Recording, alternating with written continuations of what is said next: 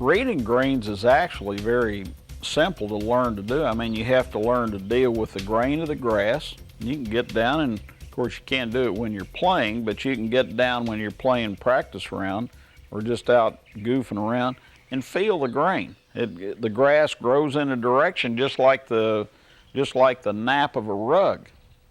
On a typical Bermuda green, it'll make the direction the grass grows. If you're putting directly against the grain, it'll stop the ball about a foot short in 10 feet on a normal green, and going down grain, putting with the grain, the ball will run an extra foot going the other way.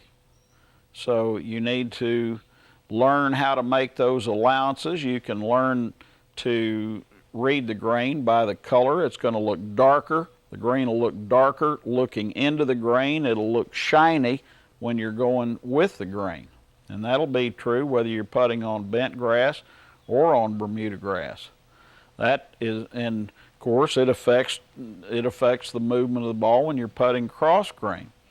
But learning to read the grain, learning to read the contour of break, all of those factors become very simple once you learn to apply power to the golf ball and you learn to hit it and roll it consistently.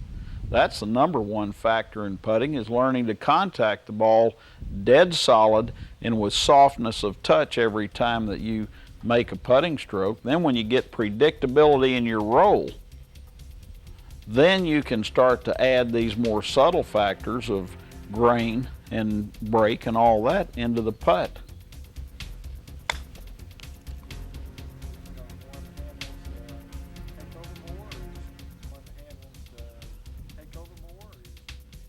One of the things that's kind of frightening about putting is the target looks so small because it's a hole in the ground. When we're standing across the green looking at that cup, the hole just looks like a little slit at the top of the ground.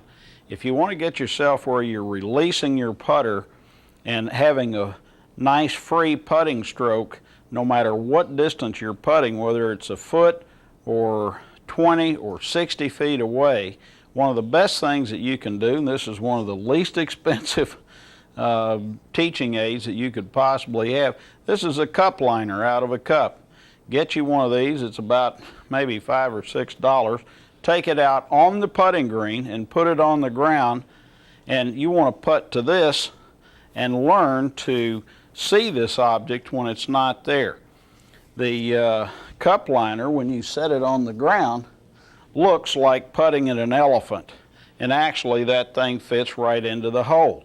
If I stand off, I can start off about a little over a foot from this thing and just turn against it and just have the ball just bump it at a nice pace. Just turn. You'll feel like you can putt the thing at that cup liner 1,000 times and not miss it.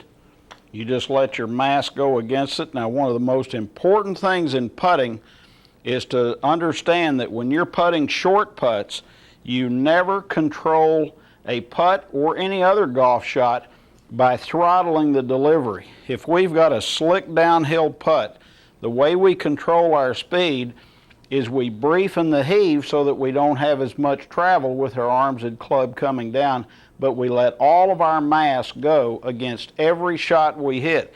If you come up here over this putt and you start trying to check the speed with the downswing, you can tighten, and the tension in your arms will cause your path to change, and you can miss the hole from a foot away. When you're sending energy back into your body by using your arms as levers against yourself, you can miss that hole from 10 inches away. I mean, in a blink, you can change that plane, several degrees, enough to throw it out of that cup. So the mechanics that apply to hitting a tee shot on line certainly apply to hitting a golf ball even from a foot away. If you learn to compensate and shove the ball in the hole with your hands, even though you may have had a plane change, you can still, a person that's coordinated can still get the ball to go in the hole. Everything in putting is results oriented. That's one of the things that makes it so confusing, is that a person with great touch and a great ability to manipulate can still make a lot of putts. So being a results-oriented society, we look at the bottom line putting and say, well, you can go out there and do anything, on the putting green. Anything that you want to do to knock it in the hole is allowed. And that's true, you can do that.